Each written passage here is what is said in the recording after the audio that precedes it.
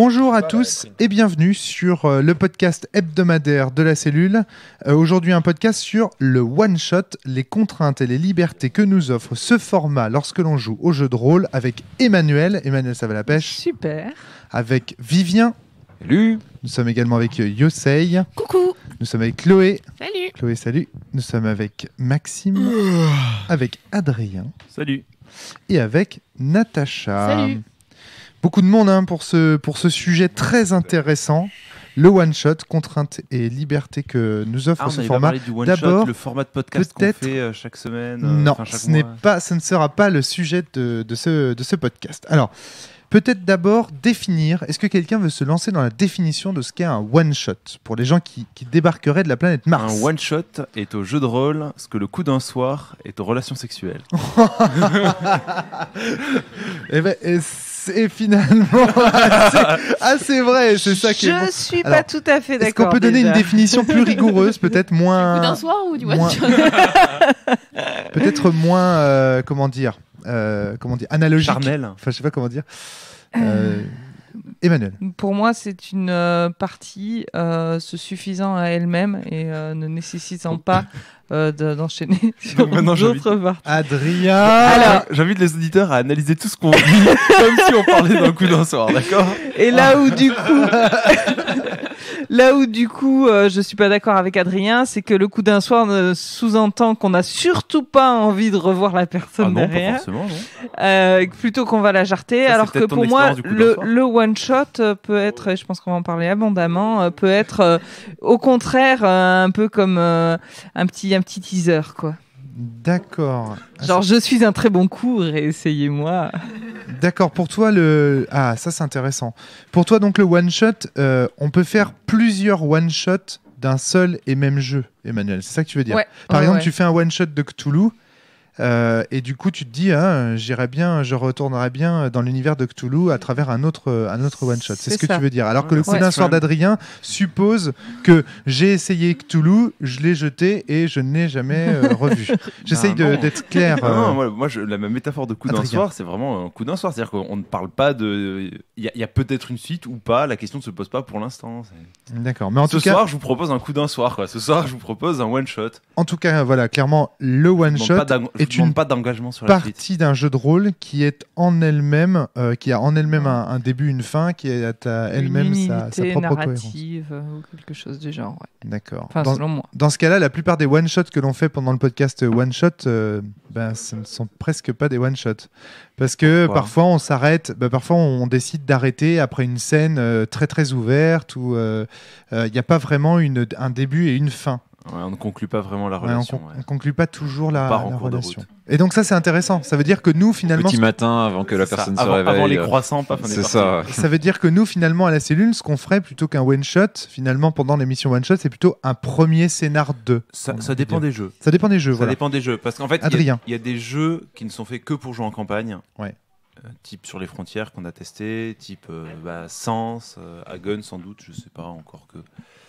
mais par exemple Cthulhu, pour moi Cthulhu, en fait si on reprend la métaphore sexuelle, pour moi Cthulhu c'est vraiment un sex friend, quoi. C'est le mec avec qui on va faire un coup d'un soir et puis plus tard on fera un coup d'un soir et on fait pas de campagne de Cthulhu, nos personnages meurent, deviennent fous, Alors c'est vraiment ta pratique de Cthulhu. Là, je suis sûr qu'il y a des auditeurs qui bondissent parce que, bien sûr, il y a des campagnes mythiques de Cthulhu, les masques de Nyarlathotep, la campagne de l'Orient Express. On peut également citer les montagnes hallucinées et les sombres rejetons d'Azathoth, il me semble, les rejetons d'Azathoth, qui sont des très très bonnes campagnes de Cthulhu. En tout cas, moi, je les ai vraiment kiffé de les faire. Donc voilà, mais c'est effectivement ta pratique et également, faut le dire, faut le reconnaître, la mienne aussi. C'est-à-dire que moi, je joue très beaucoup en campagne à Cthulhu, mais je joue aussi énormément one-shot à Cthulhu. Quand on vient ici, c'est un peu la tradition de faire une petite partie de Cthulhu. Et à chaque fois, nos personnages meurent à la fin. Sauf cette fois-ci. Là, c'est un des meneurs qui meurt au début. C'est pour ça qu'on l'appelle. Mais par contre, je me demande, ça dépend des pratiques aussi. Mais moi, en ce qui me concerne, le one-shot, c'est un peu un passage obligé. Je suis jamais rentrée dans une campagne sans avoir fait un one-shot avant. Pensez à nous à la métaphore, s'il vous plaît.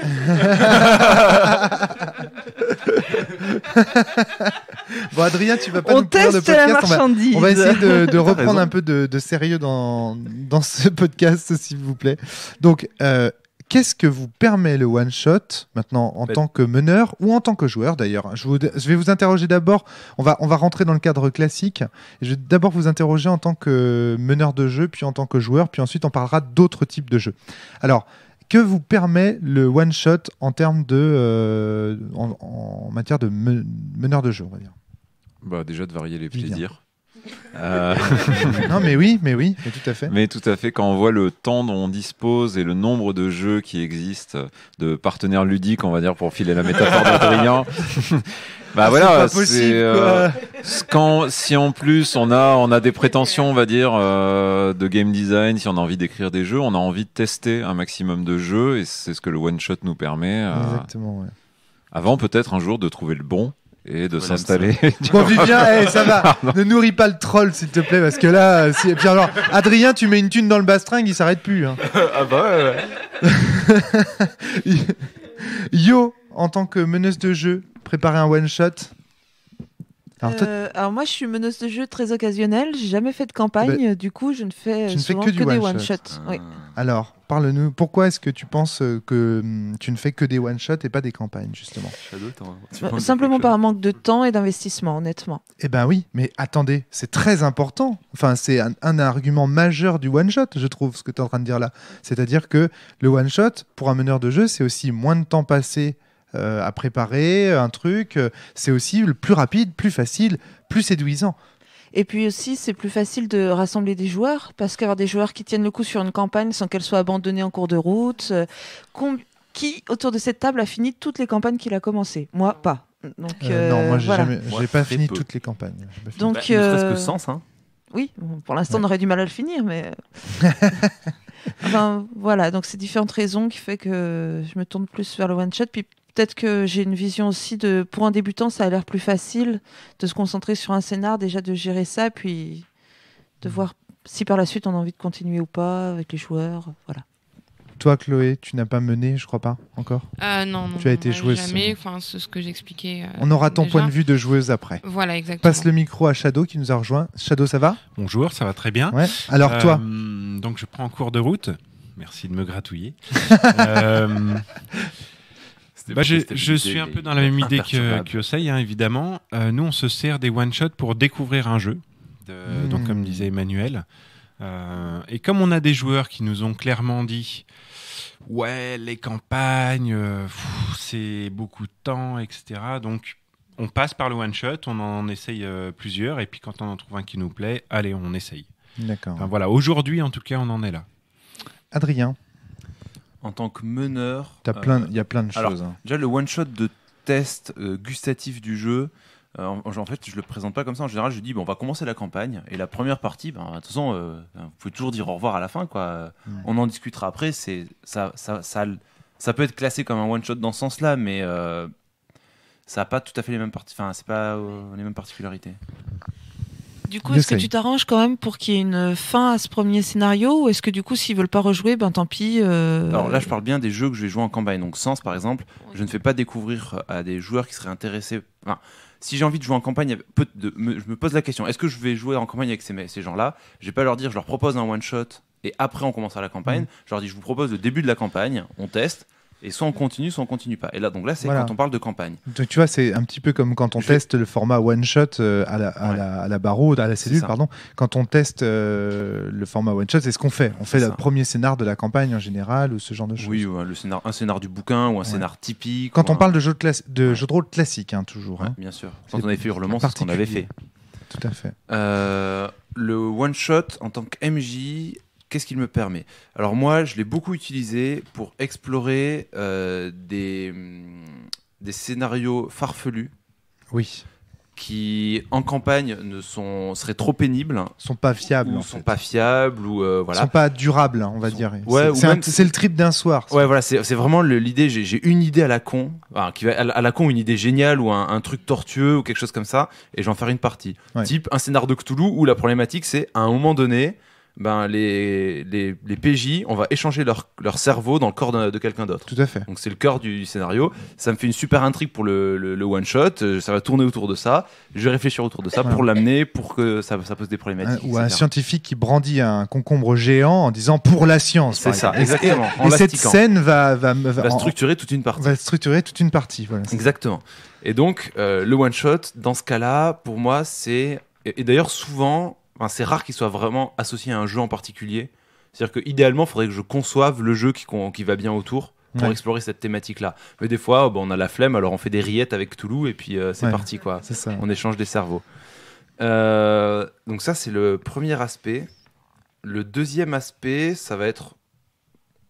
je crois que c'est à peu près tout. Hein. Tu crois pas qu'il y a aussi une dimension dans le one-shot de liberté vis-à-vis de l'histoire ? C'est-à-dire que par exemple dans un one-shot, je trouve que c'est très très facile de pouvoir par exemple tuer des personnages, là où par exemple c'est impossible dans une campagne. C'est-à-dire que tu as une liberté, il peut se passer, j'ai envie de dire, tout peut arriver dans un one-shot, alors que dans une campagne, il me semble qu'il y a une structure où les joueurs vont être en groupe. Non, tu crois pas ? D'accord, Après, oui, non, c'est vrai que je rends pas justice. Quand je disais que je faisais pas de one shot pour faire découvrir un jeu, j'ai beaucoup fait jouer en convention, des jeux où je faisais jouer des scénarios qui étaient là pour faire découvrir un jeu, type Sens, que j'ai beaucoup fait jouer en convention. Et donc là, effectivement, je faisais pas le premier scénario de la campagne parce que il est pas, c'est pas un groupe avec lequel j'ai envie de continuer derrière, donc je préfère faire un scénar qui leur montre un petit peu les problématiques du jeu. Donc soit c'était Akina, soit c'était Blue Sky, soit c'était la double table qu'on s'était conçue avec Shadow. Le scénar Koh-Lanta.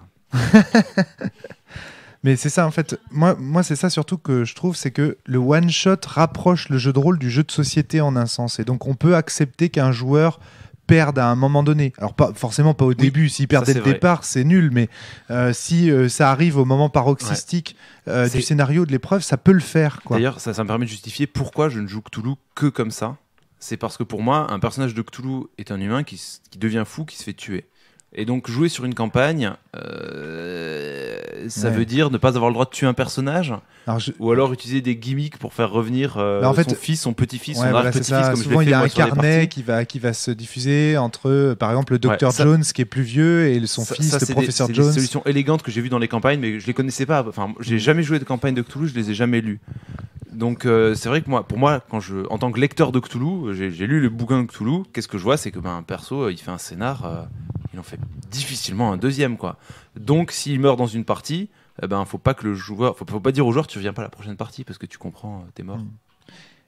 Et du coup, parlant aussi des contraintes liées au jeu de rôle et au jeu de plateau, ça me fait penser à ce que disait Yosei tout à l'heure, c'est-à-dire qu'il y a un côté dans le jeu de rôle one shot qui est que comme on a les mêmes contraintes que le jeu de plateau, on n'a pas besoin que les joueurs soient disponibles toutes les semaines, tous les mois, à des dates précises, et donc ça rend forcément le jeu de rôle plus accessible, on va dire. C'est ça que tu voulais dire, il me semble, Yo. Oui, c'est ça. Puis ça a une notion aussi de liberté. On joue une fois de temps en temps, on s'engage pas. Ouais. Nous, on a des joueurs qui se sentent un peu contraints par des campagnes parce qu'un engagement toutes les semaines, par exemple, ça va tomber un soir où ils n'auront pas envie de jouer. Si c'est pour avoir des joueurs qui se sentent obligés, on perd le plaisir aussi. Donc, c'est le... pour en revenir à la relation d'un soir, c'est le petit côté liberté. Je prends le plaisir quand j'en ai envie et voilà. Et ça joue beaucoup dans cette société, et surtout à nos âges, j'ai envie de dire, où forcément les contraintes professionnelles, personnelles, familiales commencent à arriver, et où donc le one-shot finalement s'impose comme la seule manière de pratiquer le jeu de rôle presque. Donc ça joue aussi, il faut quand même en parler de cet aspect un peu méta. Alors en tant que meneur de jeu, est-ce que vous avez la sensation que les one-shots vous permettent d'autre chose que ce qu'on a évoqué là? C'est marrant, je m'attendais à ce que vous ayez pas mal de choses à dire sur ce point-là. Non, moi j'appuie vraiment le côté expérimental que soulève Adrien, et autant d'ailleurs pour le scénario que pour l'aspect règle, puisqu'on sait qu'avec tous ces jeux dysfonctionnels, il faut souvent adapter et voilà, donc vérifier que ça fonctionne avant de se lancer. Alors, j'en profite justement, tiens, tant que tu parles de jeux dysfonctionnels et que tu lâches ce gros mot un peu, je reçois beaucoup de commentaires de la cellule au sujet de ce mot sur le dysfonctionnel. Ce n'est pas parce que la cellule juge qu'un jeu est dysfonctionnel que c'est forcément un mauvais jeu, parce que parfois il suffit de peu de jeu injouable. Un jeu un jeu dysfonctionnel n'est pas injouable. Voilà, c'est ça, parce qu'il suffit parfois de peu pour rendre le système de ce jeu tout à fait fonctionnel. Un contrat social clair avec les joueurs peut faire d'un jeu dysfonctionnel un jeu très correct. Ouais, tout ce qu'on veut dire par le jeu dysfonctionnel, c'est qu'il va y avoir besoin de l'intervention d'une tierce personne, soit le meneur de jeu ce soir-là, soit un joueur expérimenté qui sait ce que c'est qu'un contrat social, etc., pour rendre le jeu agréable à jouer et fonctionnel. Voilà, je précise juste ça parce que souvent on dit oui. Non, c'était histoire de dire quelle est la règle adaptée, qu'est-ce qu'on autorise comme armure, des conneries comme ça. Voilà, tout à fait. Sachant que c'est normal, on n'aime pas trop changer les règles en cours de campagne en disant merde, ça fonctionne pas. Bah oui, mais tu me l'as autorisé le scénar précédent. On peut très bien imaginer au cours d'une campagne faire un one-shot dans lequel, par exemple, le thème, ça va être un petit peu ce que Frédéric Sintès a fait avec Orphean Rhapsody, c'est-à-dire le thème, ça va être de faire un épisode musical, par exemple. Et donc, en plein milieu de la campagne, on se retrouve avec un quadrilla, par exemple, qui fait chanter les bugs pour diverses raisons, pour faire un nombre pouvoir ou pour un truc comme ça. Ça a été fait, Natacha, je te vois grimacer. Non, pas grimacer, non, sourire, c'est rigolo. Ça a été fait, et donc ça peut être vraiment sympa. Non, je veux passer la parole à Shadow, ça fait 15 points qu'il la demande, mais le problème, Shadow, si tu veux, c'est que tu demandes la parole, mais quand je te parle la parole, après tu dis, j'ai oublié ce que je veux dire. Donc exactement. Du coup, maintenant, du coup, là, j'ai prends un papier et un crayon. Non, c'est pas possible. Non, Yosei me faisait remarquer quelque chose de juste, c'est qu'on a une autre utilisation de one-shot. Alors là, c'est peut-être plus lié à moi qu'à notre groupe, mais j'aime bien tromper mes joueurs. Ah. Ouais, alors, je l'ai utilisé dans Sens et dans Warhammer. Par exemple, dans Sens, j'ai fait jouer des super-héros, alors sans dire qu'on jouait à Sens. Voilà. J'ai fait jouer des super-héros, on a fait Marvel Heroes, on en a déjà parlé. Et puis en fait, c'était plus pour explorer la condition d'un quadrilla de vie qui se découvre et qui ne sait pas vraiment quelles sont les règles de son monde. Donc voilà, ils ont joué des super-héros, ils ont été contactés par un être accompagné de 2 anges. Enfin voilà, vous verrez tout de suite le parallèle, jusqu'à ce qu'ils se rendent compte qu'en fait, c'est une partie méta de Sens pour mieux comprendre les quadrillas. Voilà, il y a eu ceci. Et dans Warhammer, j'ai utilisé aussi le jeu Zombie. Non, Deadlands, sans leur dire qu'on jouait à Warhammer en fait, et ils étaient dans une sorte de cauchemar où il fallait faire certaines choses pour s'en sortir. Donc j'aime bien utiliser le one shot pour tromper un petit peu le joueur. Alors Adrien, t'es le spécialiste de ça, vraiment. Ouais. Alors là, c'est un truc que j'aime beaucoup faire. Ah ouais. Et en fait, c'est vrai que le one shot permet de jouer sur le contrat social, c'est-à-dire leur dire on va jouer à ça, alors qu'en fait c'est complètement autre chose. Parce qu'au final, si jamais ça plaît pas aux joueurs, ça reste qu'une partie. Et ça permet quand même de mettre une claque aux joueurs. J'ai pas mal fait ça. Alors, juste pour préciser, tu as carrément même une partie de jeu de rôle que tu proposes qui n'est pas d'un jeu de rôle du commerce, c'est ça, qui joue là-dessus. C'est-à-dire qu'au cours de la partie, on va changer 4 fois de contrat social. Ouais, voire plus. Voire plus, voire plus, mais bon, on va dire 4 fois. Que j'ai conçu avec mon ancien colocataire, Caillot, si tu m'écoutes ou si... voilà, bisous. Je crois qu'on en a déjà parlé. Qui est né, on n'avait même pas bu, autour de... non, mais vraiment, c'est important à préciser. C'est né autour de 3... En gros, il y avait un concours de scénar pour une convention, je ne sais plus laquelle, et on a commencé à délirer là-dessus. Et on a eu des idées qu'on avait envie de mettre, et au final, on les a toutes mises. La première, c'était faire jouer un truc archétypal, Donjons et Dragons, pénible, avec des lancers de toutes sortes de dés, des calculs compliqués, des trucs vraiment pénibles où on tue des gobelins, puis on a des gentils héros, puis un vilain sorcier, et puis et à la fin, quand on tue le vilain sorcier, on se rend compte que c'est un gardien de phare breton, jouant en haut de son phare. Et là, c'est jouer le contre-coup du. En fait, tout ce que vous avez fait en vrai là. C'était une fête d'étudiantes où vous étiez drogués et vous vous preniez pour une partie de Donjons. Alors, je vois. Yosei et Shadow qui trépignent, j'ai l'impression que vous avez fait un jeu. Non, c'est juste que je l'ai joué ce scénario en convention. C'était ma première rencontre avec Adrien. Voilà. Et donc, et en plus, j'avais emmené une copine à moi qui est très peu rôliste. Elle est plus rôliste par son copain. Et donc, je lui ai fait, tu vas voir, Adrien, Shadow m'a dit que c'était un MJ génial, on va trop s'éclater et tout, machin. Et je l'ai emmené là-dessus. Je crois que la pauvre, elle s'en est jamais remise. Tu m'étonnes. C'est surtout ne jamais rencontrer Adrien sur ce scénar-là. Enfin, c'est pas. Bon, d'abord, c'est pas ton meilleur scénar, Adrien, parce qu'il est extrêmement. Il joue beaucoup sur ces trucs de contrat social, mais il laisse finalement assez peu de liberté aux joueurs. C'est beaucoup. C'est le côté WTF en fait qui est sympa, quoi, le what the fuck. Mais en dehors de ça, c'est vrai que d'un point de vue liberté dans le scénar, on en avait un petit peu parlé à la barreau aussi, parce que nous on l'a joué à la barreau. Moi je connaissais le scénar quand je l'ai joué, donc ça a changé un petit peu mon optique sur le truc. C'est vrai que les autres joueurs avaient le connaissaient pas. Alors ça c'est un truc que sur lequel je voulais revenir, qui est important, c'est que le one shot n'est pas spécialement le lieu idéal pour tromper les joueurs sur le contrat social. Vous l'utilisez comme ça parce moi, que... je le vois comme lieu idéal. D'accord. Pour moi, c'est le lieu idéal pour jouer avec des contrats sociaux différents, pour faire varier des contrats sociaux, mais tromper les joueurs... Enfin, moi, je suis désolé, mais par exemple, dans une campagne, quand parfois le contrat social disjoncte, ça peut créer de très très bonnes sensations. Ouais, mais dans des campagnes, si le contrat social change aussi brusquement que ce que je peux proposer dans certains scénarios, tu peux avoir un joueur qui dit non, mais en fait, je m'arrête là, quoi. Ça m'intéresse plus. C'est vrai. J'ai pas signé pour ça. C'est vrai que tu risques. J'ai pas signé pour ça. Dans un one shot, il a pas signé pour ça. Il lui reste peut-être 1 heure ou 2 à tirer. Au pire, il se barre. Au pire, il se barre. Grave. Mais la campagne, c'est. Tu parles des joueurs qu'on a perdus une fois qu'on est passé à néant, c'est ça? Ouais, par exemple. Ouais. Non mais complètement. Ouais. Moi, la plupart de mes joueurs ont beaucoup aimé Sans Renaissance et Sans Mort, et Sans Néant, ils sont beaucoup plus partagés. Ouais. Alors que moi, je tripe. Enfin, c'est ma partie préférée, mais. Donc voilà, c'est pour ça aussi que je voulais dire ça, c'est que le changement de contrat social n'est pas le propre de c'est plus puissant du one shot. C'est plus puissant en campagne. La preuve, c'est que dans ce sens, je le fais. C'est plus dangereux, c'est plus risqué en termes de c'est risqué. Mais bon, ça... Le one shot permet d'autres choses aussi, c'est s'essayer au rôle de maître du jeu ou de maître de cérémonie. En l'occurrence, Yosei a récupéré l'appel de Cthulhu. Et elle va pas attaquer. Voilà, tout à fait. Et elle va pas s'essayer direct à une campagne, quoi. Elle va d'abord passer par un one shot. Elle va se rendre compte qu'il y a certains défauts. Tu viens de comprendre la blague? Alors moi, je l'ai pas entendu. De le faire remarquer. J'ai pas entendu la blague. C'était quoi? Maintenant, elle peut faire des châteaux de sable parce qu'elle a récupéré l'appel de Cthulhu. Oh putain. Non, je l'avais pas entendu. C'est que je l'avais pas entendu. Ouais, tu parles, Romaric, tu parles. Les auditeurs non plus. Donc j'ai avec moi 15 000 témoins. Si, ils ont entendu. Donc où en étais-je? Donc tu disais que justement le one shot permettait d'initier les gens d'étalonner sa façon de maîtriser, parce que c'est ça. Elle a fait un premier scénario. Bon, elle s'est aperçue que il y a des choses qui ne fonctionnaient pas, qui ne marchaient pas, des retours qui étaient un deuxième one shot, et puis une fois qu'on a la bonne formule, on va dire, on va pouvoir faire une campagne tranquillement avec les joueurs qui sont bien au courant de ce qui se passe, le maître de jeu aussi, et ça va couler tout seul, quoi. Façon de tester. Parce que fasse le boulot du créateur de jeu, quoi. Peut-être, mais là on parle justement de l'intérêt de faire un one shot. C'est ça, peut-être reprendre un peu les erreurs des. Si on le fait sur une campagne, le premier scénario de la campagne il est un peu bancal, on essaie de rattraper sur le deuxième. Enfin, du coup, on perd un peu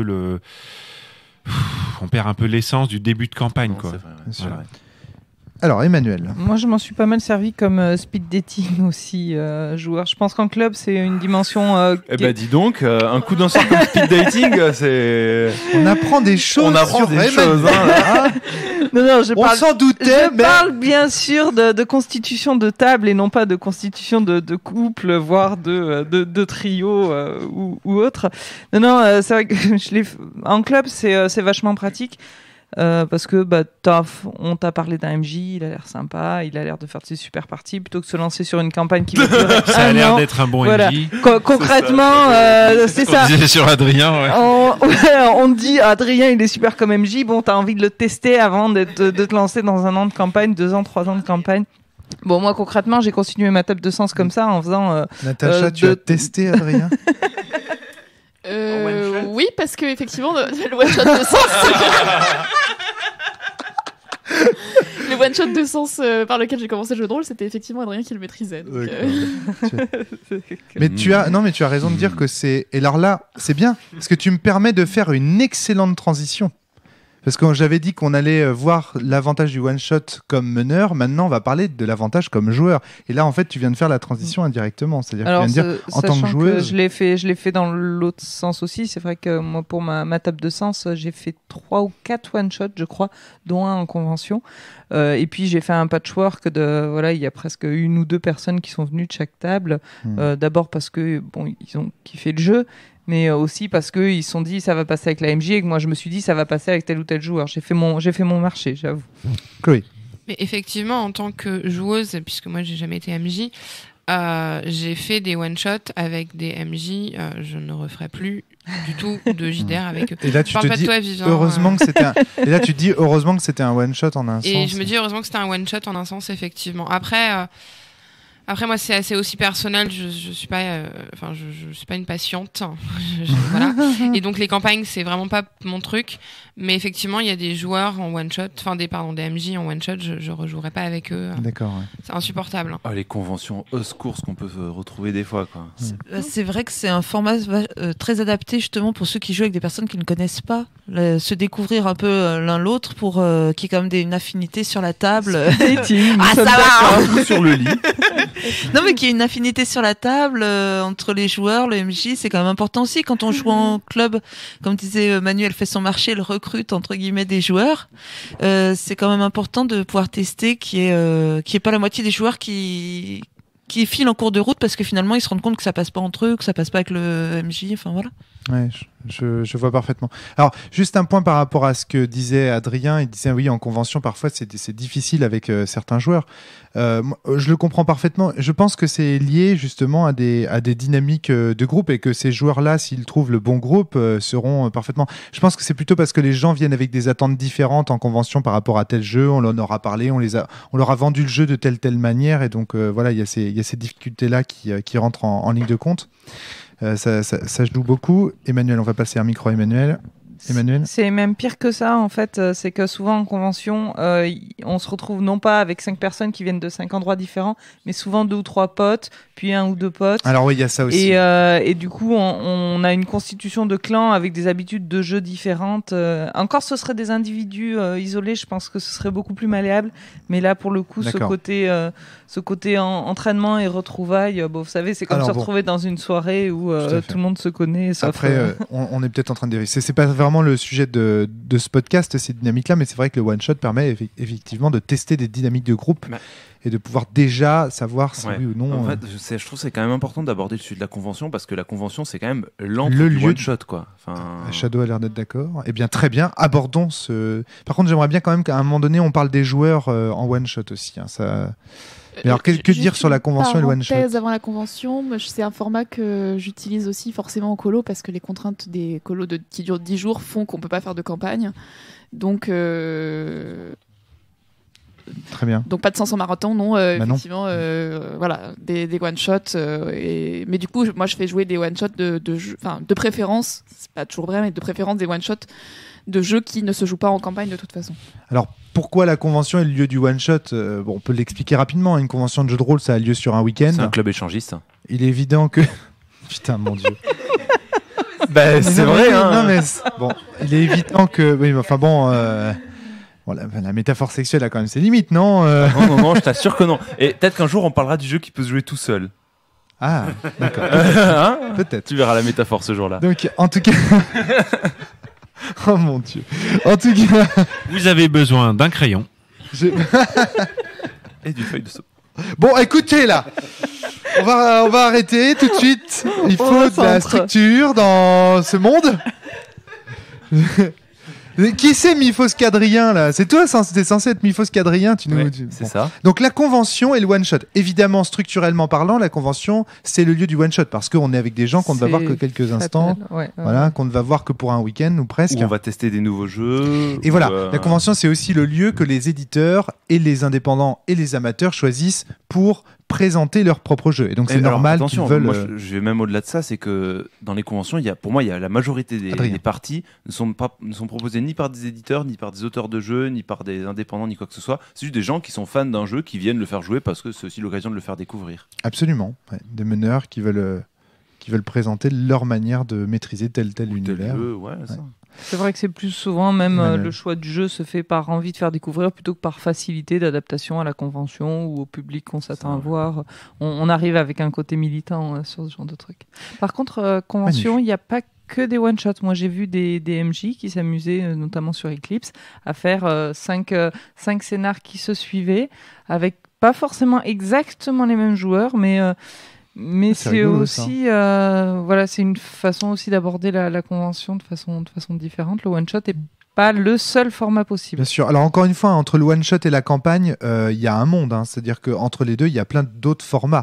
Par exemple, le burst dont on parlait tout à l'heure en préparation du podcast avec Adrien, qui est ce format, on va dire entre le one shot et c'est une campagne one shot, si je veux dire. C'est-à-dire en 2-3 scénars, on a le jeu en entier et voilà. Et limite, la rejouabilité du burst est assez limitée parce qu'on peut. Donc il y a tout ça. On peut citer aussi les doubles tables avec des tables qui peuvent tourner, comme dit Emmanuel, avec des joueurs qui s'en vont, qui repartent, c'est très compliqué. Tables ouvertes, les tables ouvertes, voilà. Beaucoup Thomas Munier. Tout à fait. Voilà, la campagne n'est pas forcément fermée, elle peut aussi s'ouvrir. Alors, je voudrais revenir sur les possibilités que les joueurs ont en one shot et qu'ils n'ont pas forcément en campagne parce qu'elles existent. À la fois dans l'interprétation de leur personnage, dans l'appréhension, dans l'appréhension qu'ils ont d'un jeu donné. Yosei. Pour moi, le one shot, c'est un peu l'occasion de se lâcher. Tout simplement. Voilà, ça c'est vrai. C'était ça, oui. C'est ce qui s'est passé un peu quand on a joué à Gone avec Manu, c'est-à-dire qu'on a. Je croyais que t'allais parler des chiens que tu voulais jeter à travers un portail. Ça va. Non, mais on a utilisé tous nos pouvoirs, on a essayé d'exploiter nos personnages à fond, même si on savait qu'en campagne on n'aurait jamais agi comme ça parce qu'on se faisait repérer. Enfin bref, voilà, c'était pas très malin de notre part.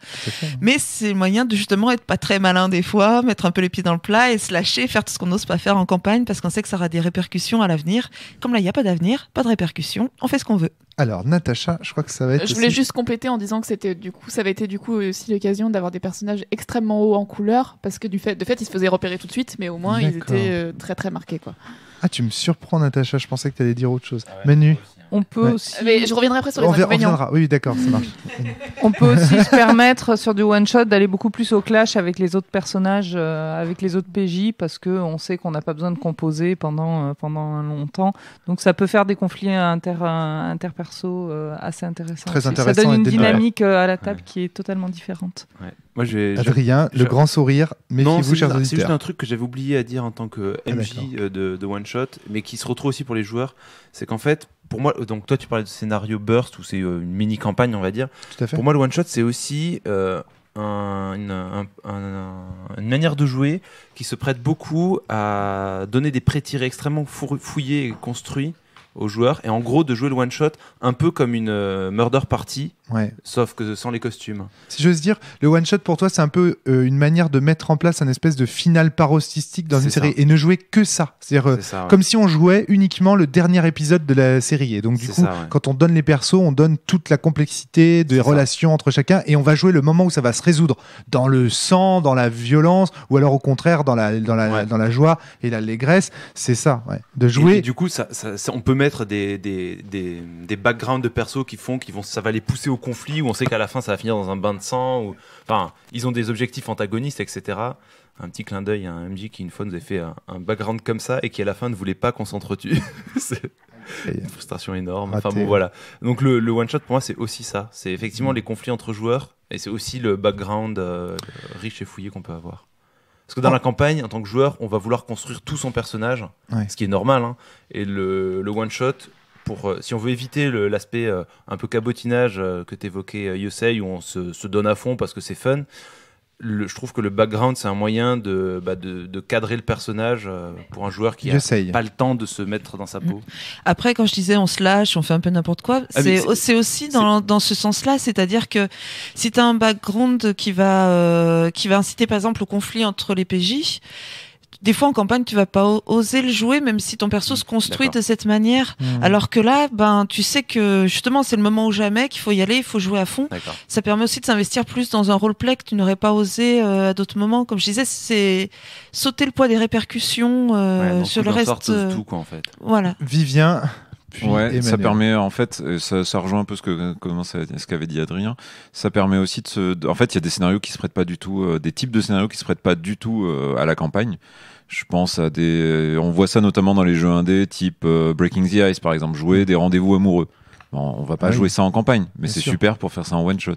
On avait testé avec Chloé notamment Shades, je crois que c'était, où on joue en fait des fantômes qui ont vécu un drame, ils s'en souviennent pas, et au fur et à mesure ils s'en souviennent, et bon, peut-être que là on pourrait développer ça c'est l'une des sources d'inspiration des petites choses oubliées. On pourrait peut-être développer ça sur une campagne, mais là pour le coup Chloé.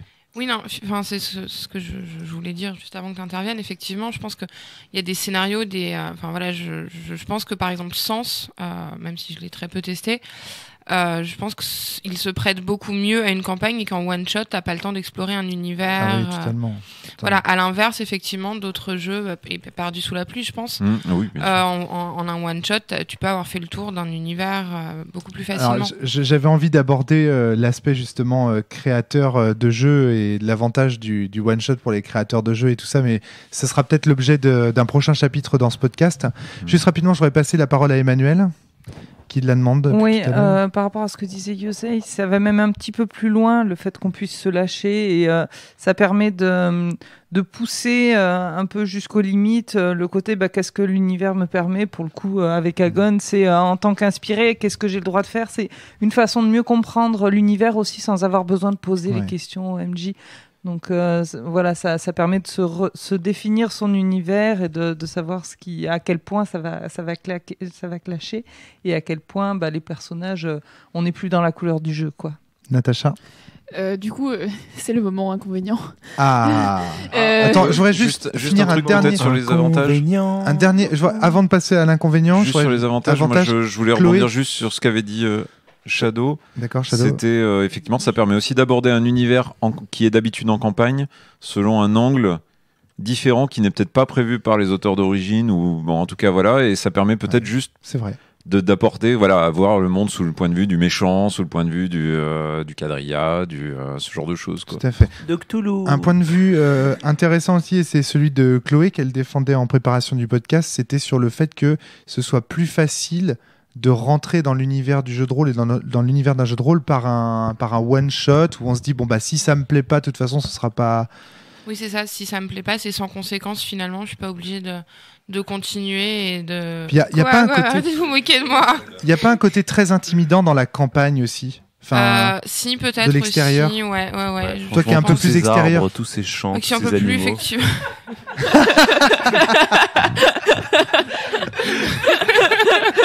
Nous, pauvres citadins. Oui, effectivement, les poules qui chantent, les coqs, qui chantent très tôt le matin, ça fait peur. C'est très intimidant. Non, mais effectivement, la campagne, c'est aussi un investissement sur du long terme. Il me semble que c'est un petit peu ce qui fait peur, justement, aux gens qui voient le jeu de rôle de l'extérieur, en fait. C'est pour ça que je te pose la question à toi, parce que autour de cette table, je pense que tu es celle qui a le moins pratiqué de jeu de rôle, de façon intensive. Et je voulais te poser cette question aussi. Oui, non, je pense que effectivement, il y a un côté intimidant. Après, moi, j'avais pas de préjugés avant sur le jeu de rôle. Après, je n'imaginais pas les concepts de campagne ou de one shot non plus. Donc voilà, mais effectivement, ce que je te disais, le one shot. T'en fais un, si ça te plaît, c'est bien, c'est cool, tu peux en refaire avec d'autres scénars. La campagne, c'est un investissement sur du long terme, et si ça te plaît pas, c'est compliqué, quoi.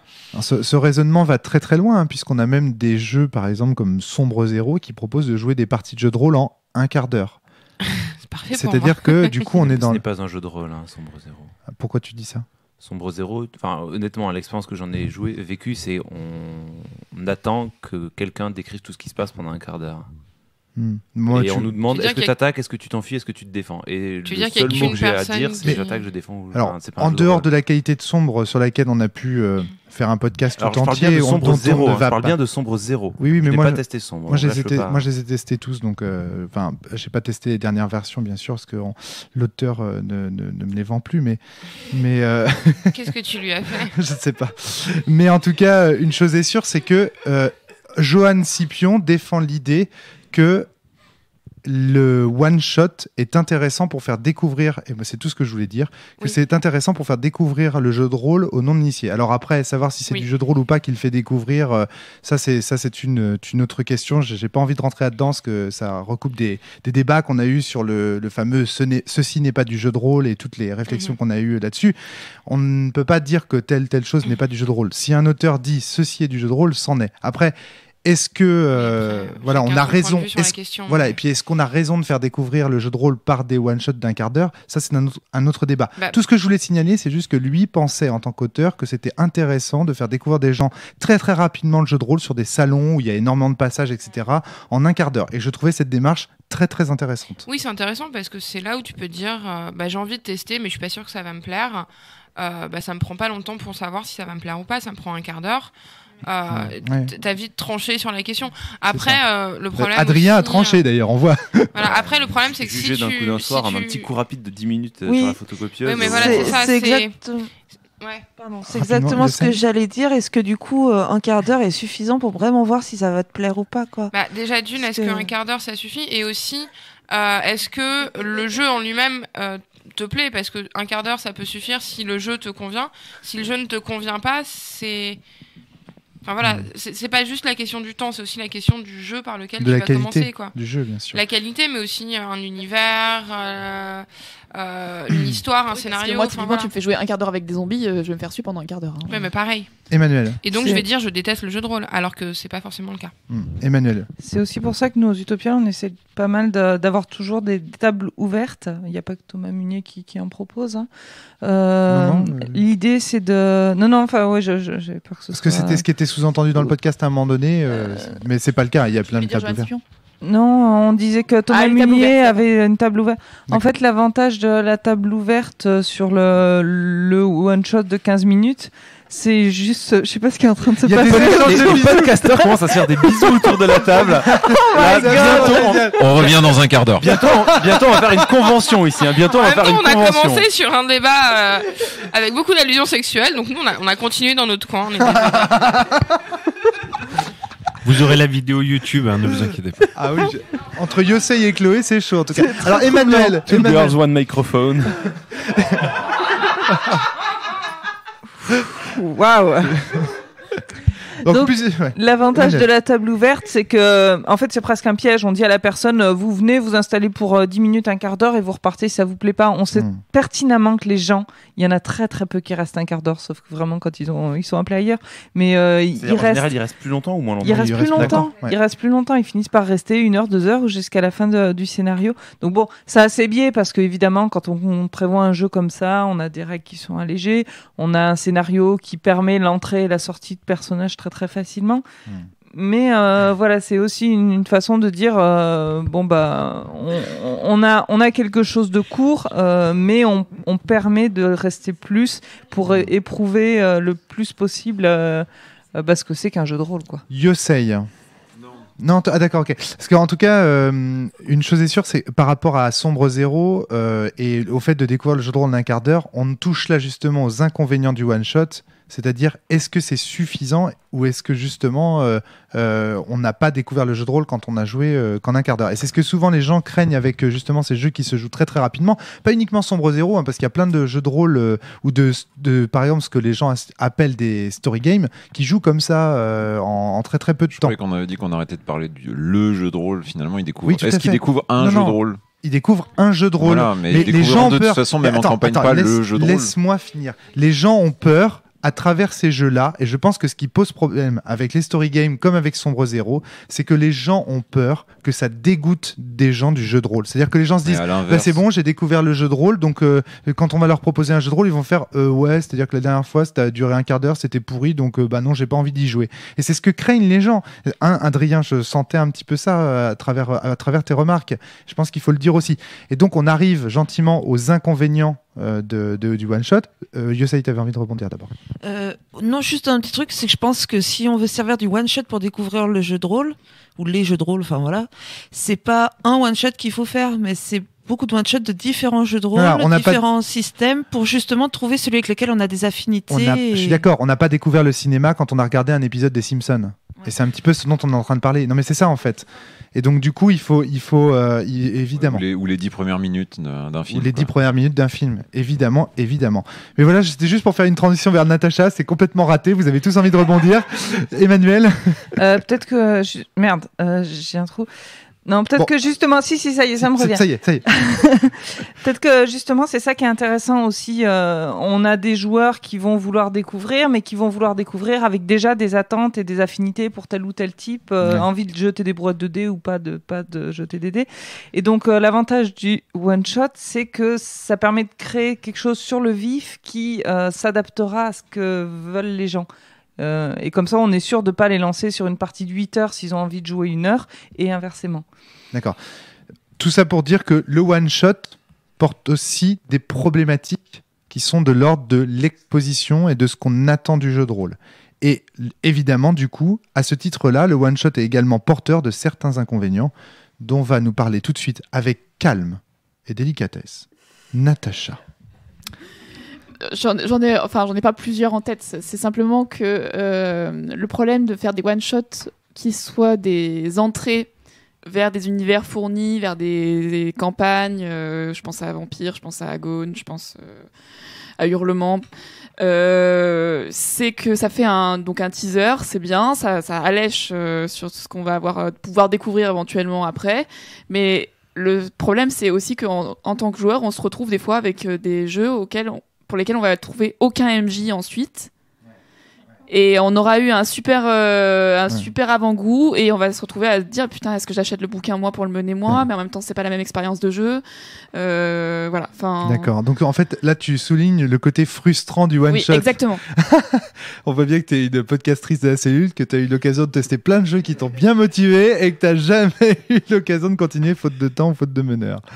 Ça se sent bien. Alors moi, je pensais pas du tout que tu allais nous parler de ça, Natacha. Je pensais que tu allais nous parler d'un problème qui est de l'ordre de l'interprétation du personnage.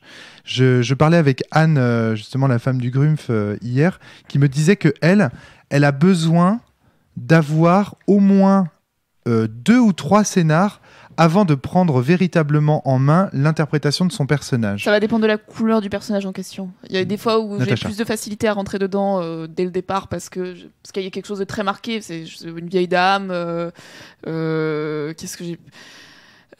ouais, enfin, j'ai pas l'exemple. Un exemple un peu caricatural. Voilà, c'est ça. Mais et à des fois où effectivement, vu que c'est plus un personnage en nuances, j'ai besoin de plus de temps. Et tu vois là où je veux en venir ? Ouais. C'est-à-dire que le one shot indirectement favorise aussi un peu la caricature. Et oui. Et là, on va rentrer dans le cœur du sujet. Je me souviens dans le podcast justement que vous aviez enregistré sur Agone qu'il y avait ce problème du Minotaure qui semblait justement être un personnage extrêmement creux avec le côté très bourrin et tout, et qu'il avait fallu presque le mettre en problématique, le mettre en profondeur, le mettre en relief pour qu'il finalement soit digne d'intérêt. Et comment on a fait ? Eh ben, on a imaginé le personnage sur une campagne. Vous voyez où je veux en venir ? C'est-à-dire que le one-shot, c'est aussi peut-être trop, à mon avis, le lieu de la caricature. Et du coup, on peut se poser aussi la question de l'image que ça peut donner du jeu de rôle. Je suis pas entièrement d'accord avec ça. Alors, vas-y. Pour moi, ça dépend énormément de la façon dont le meneur ou le jeu, en tout cas, a prévu la partie. C'est-à-dire que si on joue dans un jeu traditionnel avec un scénario à faire, genre une enquête, ou enfin s'il y a vraiment un truc extérieur au personnage, oui, effectivement là on n'aura pas le temps de... Par contre, si le scénario est entièrement centré sur l'exploration du personnage et de ses relations, on peut au contraire aller vraiment vers quelque chose de... Tu crois ? Ouais. Moi, ça m'est arrivé plusieurs fois de faire des one-shots où des personnages étaient extrêmement travaillés, parfois plus que des campagnes entières où finalement la campagne était constituée d'un enchaînement en fait d'enquêtes, un enchaînement de combats, un enchaînement de trucs comme ça. Il me semble que c'est un peu ce que voulait dire Adrien tout à l'heure quand il disait qu'il donnait des personnages très riches à jouer. Ouais, c'est ça. Je voulais dire 2 choses. C'est que ça se rapproche de ce que je disais tout à l'heure. L'exemple que tu donnes de one-shot qui tourne autour des personnages, en fait, même un jeu qui tourne autour des personnages type Blistage, il faut le temps d'une partie avant qu'on ait tout le... Blistage, on crée 11 personnages avec, et puis il y a des attaques de martiens, enfin d'aliens, bref. Enfin, il y a beaucoup d'éléments. Moi, je pensais vraiment, justement, je reprends l'exemple que j'avais cité, Shades ou Breaking the Ice, c'est vraiment des jeux qui sont, on a 3 personnages, et c'est tout, quoi. Et on explore leurs relations, leur passé, leurs rendez-vous. Ça a l'air vraiment bien, Chase. Il faudrait peut-être se faire un one-shot dessus, parce que ça a l'air vraiment très très bien. Il y a du bon et du moins bon pour moi. Mais... D'accord, ok. Tu l'as le jeu ? Tu pourrais nous le one-shotter ? Je crois qu'il se trouve sur Internet, il me semble. Je sais plus. C'était Steve J qui nous l'avait présenté. Très bien. Okay. Chloé, puis Adrien. Moi, j'ai l'impression justement qu'un one-shot ne permet pas d'explorer à fond un personnage avec toutes ses facettes, ses particularités, une identité qui lui est propre, etc. Donc, Après, c'est peut-être pas le lieu. Je suis pas en train de dire que c'est un défaut inhérent one shot. Je dis que ce n'est pas le lieu pour la chose. Je pense que c'est ça effectivement, et je pense que une campagne se prête mieux à l'exploration à fond d'un personnage. C'est ça. C'est pour ça que d'ailleurs Sens ne peut se jouer qu'en campagne. Adrien, moi l'impression que j'ai aussi, c'est que en fait, ce que tu disais, Vivien, sur les scénars d'enquête, de jeux classiques, etc. En fait, au final, quand on se joue à ce genre de jeu en one shot. Enfin, on joue pas vraiment un personnage. On se joue nous dans la fiction avec les compétences. Oui, on est limite une fonction. C'est ça, dans un scénario, quoi. C'est pour ça que moi, ce genre de jeu en convention, c'est souvent. Enfin, je l'aborde souvent comme si c'était un jeu ludiste, c'est-à-dire mon objectif c'est de résoudre l'enquête, mon objectif c'est Et donc c'est vrai que l'interprétation du personnage n'est pas centrale. Elle va servir de temps en temps pour. Il y a une situation où j'hésite entre deux choses. Est-ce que si sur ma feuille de perso il y a marqué que je suis colérique, je vais peut-être jouer ça plutôt que. Ouais, parce que moi j'avoue que c'est vraiment typiquement le scénario tel que tu le décris, c'est vraiment le truc qui me fait parfois fuir le one shot. Mais je comprends. Voilà. Je comprends. Emmanuel. Pourtant j'en ai joué un paquet, disait Chloé hors du micro. Manu. Je pense qu'il faut aussi se souvenir quand on débarque sur du one shot que la création du personnage, elle peut être dans toute une gamme, c'est-à-dire on fait la création de personnages tous ensemble jusqu'à je vous donne un pré-tiré complètement rempli. Et moi, j'aime bien m'arrêter dans la création de personnages. Par exemple, je donne un exemple tout con, sur Vampire, vous remplissez toutes les compétences, vous dites voilà, c'est ces compétences, c'est ça, ça, ça. Par contre, vous laissez tout ce qui est caractère, attitude, vide. Et en gros, tu fais tout ce qui est rébarbatif et chiant avec le système et tu laisses tous les trucs intéressants qui concernent l'historique. C'est surtout que, indépendamment de ça, tu vas laisser au joueur qui est là pour jouer juste quelques heures. Le côté calcul, tout ça, tu viens. Ouais, non. Non, c'est pas ça. Laisse-moi finir ma phrase. Je t'en prie. Non, tu lui laisses en fait le choix de ce qu'il a envie de jouer comme caractère. Ce soir-là, il a envie d'exploser. Ce soir-là, il a envie d'être plutôt taciturne. Alors là, je t'arrête tout de suite. Si tu lui mets des compétences où il a 0 en manipulation, 0 en charisme, pour autant, il pourra pas jouer le personnage beau gosse. Évidemment, non, mais le choix va se positionner par. Mais bon, tu peux avoir quelqu'un avec beaucoup de charisme qui soit quelqu'un de très posé, très calme, ou tu peux avoir quelqu'un de complètement flamboyant. Alors d'accord, tu vas lui laisser des libertés, mais ton ensemble de compétences quand même va le déterminer à fond. Dans ce cas-là, ce que mais après, il y a toujours 4 ou 5 je définis le perso avant de les distribuer. Différents. Avant de les distribuer, je demande aux joueurs autour de la table, c'est quoi, qu'est-ce qu'ils aiment bien jouer, c'est quoi leur perso refuge, est-ce que vous êtes du genre le petit rotor manipulateur, le gros bourrin, le mec qui va protéger les autres, le mec qui veut se payer la classe, et selon, j'ai distribué les persos. Shadow puis Pour aller dans le sens d'Emmanuel, c'est qu'en fait, elle propose des personnages qui n'ont que des stats, donc les joueurs choisissent des stats en fait de ça, et du coup après il greffe le caractère. On n'est pas loin de ce que je disais tout à l'heure à propos de on se passe juste les calculs et les statistiques et puis j'ai envie de jouer un gentil maître des explosifs. Enfin, il y a un moment où ça a posé problème dans la partie, quoi. Enfin, je sais pas. Ça a posé problème à Natacha dans une partie. Je voulais juste dire qu'on était vraiment dans les stats le vampire. Oh, bravo. Natacha. Sous un tonnerre d'applaudissements, Natacha, tu prends la parole. Oula. Du coup, ça m'a fait penser à un autre inconvénient du one-shot, c'est que souvent, c'est one-shot parce qu'on a moins de temps, parce qu'on doit jouer seulement 2-3 heures, parce que voilà, et donc justement, ça va pousser à imposer des pré-tirés, ce que je déteste, moi, parce que j'adore la phase de création de personnages. Mais après, c'est vraiment un avis personnel. Mais tout à fait, mais je ne te demande que ça, Natacha. De toute façon, qu'est-ce que tu veux ? Tu veux donner l'avis général de tout le monde ? C'est impossible. Ça tombe bien, tu es là pour donner ton avis. On peut très bien faire autrement. Enfin, nous, je sais que quand on fait nos one-shots, on crée nos persos aussi. Oui. On prend le temps de le faire parce qu'en fait. Oui, mais tu prends le temps, mais il faut l'avoir. Enfin, tout à fait. Mais on peut aborder le one shot de cette façon-là. On peut très bien créer nos personnages, déjà Oui, mais c'est pas inhérent one shot. Pas inhérent one shot, j'en suis bien consciente, mais très souvent de toute façon les pré-tirés, tu les imposes pas pour une campagne. Yosei, donc c'est forcément. Yosei puis Manu. L'avantage aussi quand même des pré-tirés, par exemple, ça va rejoindre un peu ce que tu disais sur. On est peut-être sur des caractères plus. Moi. On va peut-être le jouer de manière plus caricaturale, mais ça permet aussi parfois de jouer des personnages qu'on ne joue pas du tout.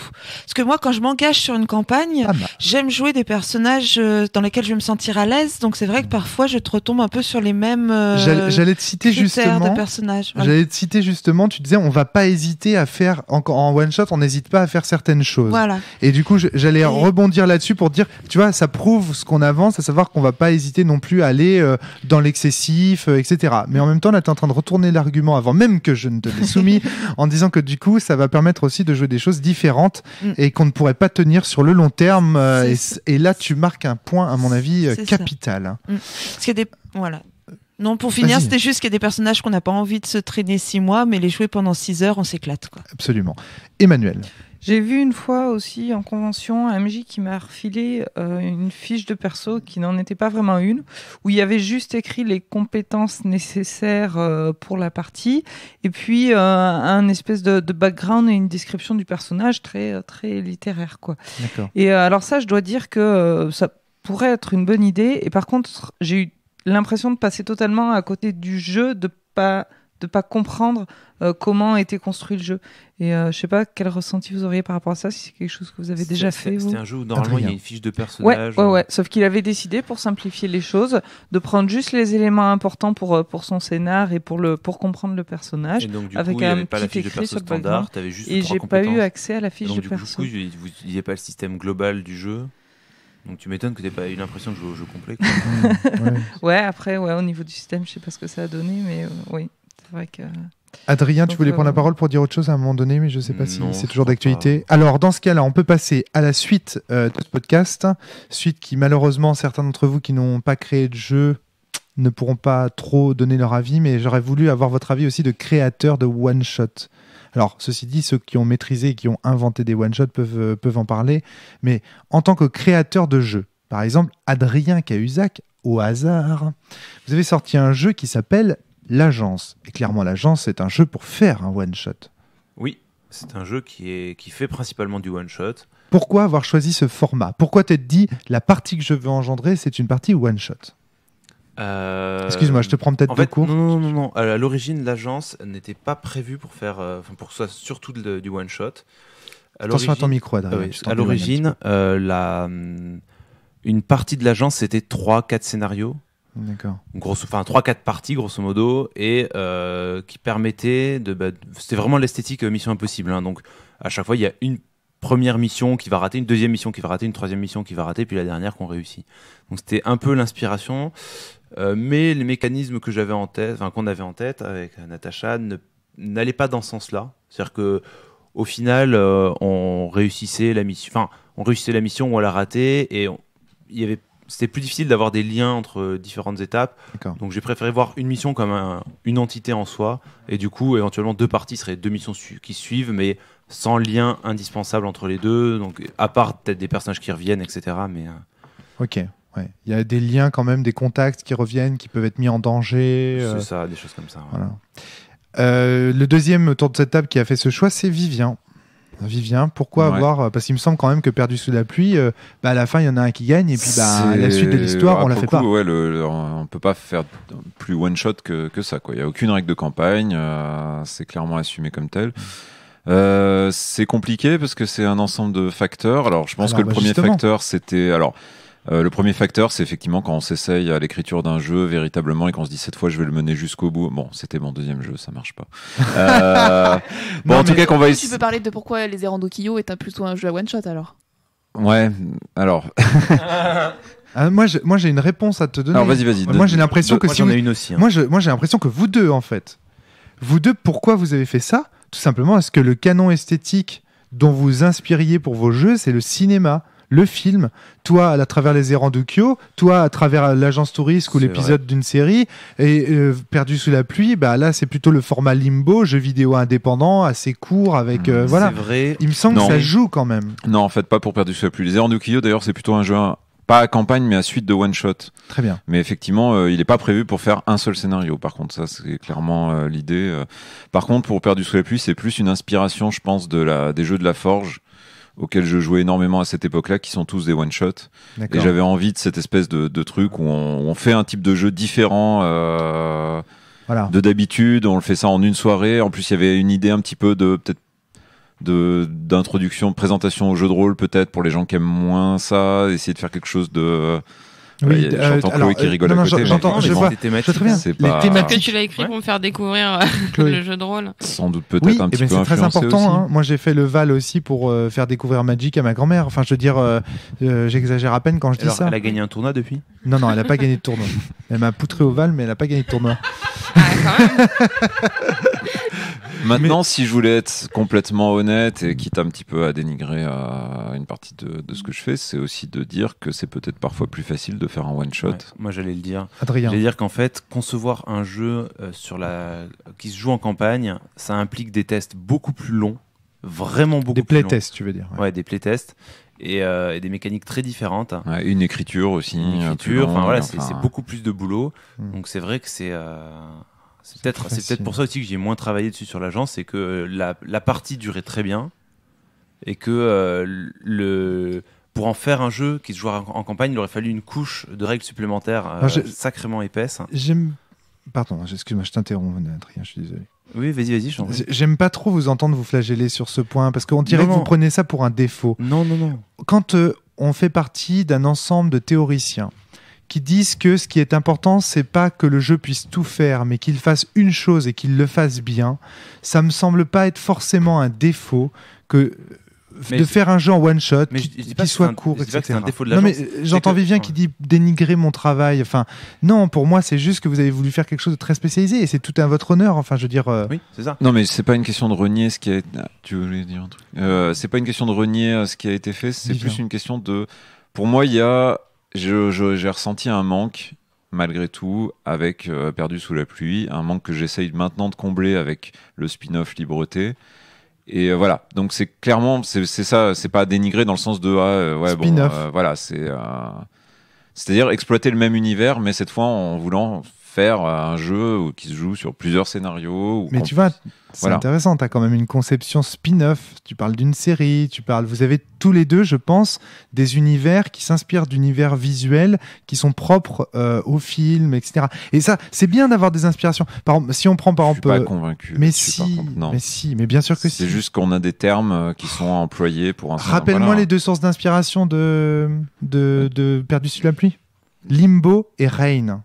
Excuse-moi, enfin, bien sûr. On est dans des petits jeux indépendants qui se jouent en 4 heures. Enfin, on est exactement dans Perdu sous la pluie. Enfin, et c'est pas une honte, Vivien. Enfin, je sais pas pourquoi tu cherches à. C'est pas parce que j'ai honte, c'est juste parce que je considère que effectivement au niveau mais tout visuel est inspiré de choses visuelles, tu vois ce que je veux dire, alors que les mécaniques en elles-mêmes ne le sont pas. Oui, d'accord. C'est j'ai pas à la limite les Errandukio, pour le coup, je suis obligé effectivement de revendiquer des influences cinématographiques assez importantes là. Je suis d'accord, y compris dans le système. Moi, il y a des raisons. J'ai envie d'invoquer aussi des raisons économiques. Alors moi, j'ai jamais créé un jeu pour des raisons économiques, ça c'est évident, vous le savez. Mais par contre, j'aime bien voir des petits jeux arriver comme ça sur le commerce. Certains les appellent, pour les dénigrer, justement des jeux apéro. Moi, j'appelle ça des jeux à one shot, comme l'agence et Perdu sous la pluie, parce que en fait, on a observé que les rôlistes souvent achetaient une base et qu'avec, ils pouvaient jouer pendant des années et des années, et donc au final, ils mettaient 40 € dans le monde du jeu de rôle, et puis qu'avec ça, on les revoyait plus jamais.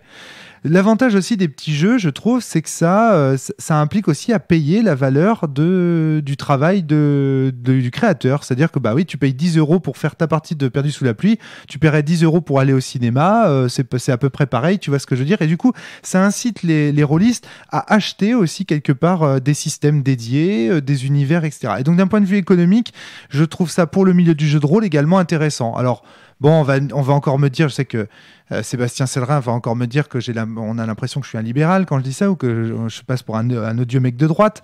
Mais en tout cas, parce que justement, ce qui fait l'intérêt du jeu de rôle aussi, c'est sa gratuité. Mais je trouve que quand même, payer 10 € pour faire un nombre incalculable de parties de Perdu sous la pluie, ça reste quand même pas cher. Faut quand même pas non plus nous faire passer pour ce qu'on n'est pas. Mais je trouve ça quand même aussi intéressant d'un point de vue économique, le one-shot, pour le milieu du jeu de rôle, tout simplement. Voilà, et je voulais juste passer par là pour dire ça. Est-ce qu'il y a d'autres raisons, à part alors vous avez dit, vous avez cité d'un point de vue créatif, c'est quand même plus court, on sent bien, il y a moins de travail, moins de playtest à faire. Ce sont aussi des jeux plus petits en termes d'ampleur, 70 pages pour toi. Ça, je vous confonds tous les deux, c'est horrible. Vivien, c'est combien de pages? Je sais plus du tout combien c'est. Une trentaine de pages, quelque chose comme ça. Même pas, peut-être une 15-20 max. Non, un peu plus que ça quand même. Ça, ouais, mais peut-être 50-60, grand maximum. Perdu sous la pluie. Ouais. Il me semble. Non, il n'y a pas 60 pages. Shadow l'arbitre de la vérité. Tu l'as fait au format livre pour enfants. Et il n'y a pas 60 pages, clairement. S'il y en a 20, c'est déjà beaucoup. Il n'a pas perdu de temps. Il n'y a pas 60 pages. Ah, quand même, il paraît épais là. Ah si, il y a 60 pages. Non, mais c'est que 60 pages, c'est beaucoup plus petit que je m'écrase. Donc voilà, ça joue aussi. Il faut que pour le coup, la logique, c'était quand même que ce soit rapide à lire et rapide à prendre en main. Je voudrais quand même dire vraiment et insister sur cet argument que une des raisons pour laquelle vous avez fait ça, c'est aussi parce que vous venez d'une théorie qui dit il vaut mieux qu'un jeu fasse bien une seule chose plutôt qu'il fasse mal un peu tout et n'importe quoi. Enfin, moi, je suis sûr que ça joue. Oui, ça joue beaucoup, bien sûr. Ouais. Et puis, c'est une façon aussi de s'attaquer. Moi, je sais que les Erandukio, par exemple, c'était un système qui avait déjà été testé par d'autres avant. Il était très inspiré de, par exemple, Hero Wars, que je cite souvent. Et du coup, il y a ça derrière comme assise, quoi. Je me dis, je peux lancer le jeu en campagne. J'ai déjà joué à des jeux un peu similaires en campagne. Je sais que ça marche. L'univers, en plus, c'est cool. C'est le Japon, un peu, d'exploitation. Cinéma, comme on a dit, série B, tout ça. Je sais que je peux faire plein de scénars. Il y a pas de souci. Perdu sous la pluie, c'est des mécaniques que je maîtrisais pas à l'époque. Quand j'ai lancé le test, je me suis dit, ça se trouve, je vais me manger une méga gamelle. Ils vont me regarder avec des yeux ronds en disant, mais c'est complètement nul. Donc pour le coup, c'est aussi plus expérimental. Donc le one-shot, pour ça, c'est parfait, quoi. Après, voilà, il y a certains types d'expériences qui ne peuvent se transmettre que par le one-shot. Il y a Steve J, notamment, qui a inventé un jeu dont vous parlez beaucoup entre vous, qui s'appelle... Faster Than Memories. Voilà. Qui ne se joue qu'une seule fois. Moi, j'ai jamais joué. Mais vraisemblablement, ça a l'air d'être une expérience. Oui, c'est grosso modo 1 heure, je crois. 1 heure. Et du coup, cette expérience-là... Oui, avec un enregistrement MP3. Avec des enregistrements MP3, qu'on écoute toutes les 5 minutes, 10 minutes. Toutes les 10-15 minutes. Donc voilà. Ça. Et ils sont disponibles sur les ateliers imaginaires. Enfin, tout est disponible sur les ateliers imaginaires. Ça vaut vraiment le coup. Voilà. Et ça fait partie des jeux qui, pour moi, sont des pièges sur le contrat social. D'accord, un petit peu. C'est-à-dire qu'en fait, ils en disent peu sur ce que c'est vraiment. Pas trop et du coup, le jeu émerge. En fait, je vais pas non plus rester sur ce que j'ai dit. Je suis entièrement d'accord avec toi. Passer une soirée pour expérimenter quelque chose, pour 10 €, pour 5 €, pour certains gratuits, alors qu'ils sont très bien travaillés. C'est pas déconnant, quoi. Au contraire, ça permet vraiment de. C'est comme aller voir un film un soir, comme c'est ce que tu disais, Romaric. Bah oui, c'est comme ça d'ailleurs que tu as fixé ton prix, je me souviens. Bien sûr, non, mais c'est ça, quoi. Ouais. Adrien, pour en revenir à ça, effectivement, un autre donc sur l'aspect test, c'est vrai qu'il y a on peut faire beaucoup plus de tests, donc le jeu sera plus proche de ce qu'on veut faire. Ce qui est rigolo, c'est que par exemple, Éveil, que je vous ai fait tester, quand je l'avais en tête, ça ressemblerait à une structure avec des parties qui se suivent, avec les personnages qu'on retrouve, avec l'histoire qui évolue en fond, mais chaque partie, il y aurait une problématique. D'accord. Et là, en fait, en le faisant jouer, les parties sont beaucoup plus longues que ce à quoi je m'attendais. D'accord. Et donc, je pense que ma manière de concevoir le jeu sur la durée va changer. Et donc, ça sera moins 4 problématiques à explorer d'affilée, mais peut-être qu'il n'y en aura qu'une ou deux. D'accord. Et déjà, ça occupera un moment. Donc voilà, moi personnellement j'ai abordé tous les thèmes que je voulais aborder avec vous sur le one shot. Est-ce que vous avez d'autres choses dont vous voudriez parler à travers les one shots? Un dernier point qu'on aurait oublié, parce que mon plan n'est pas celui que vous avez forcément en tête vous-même.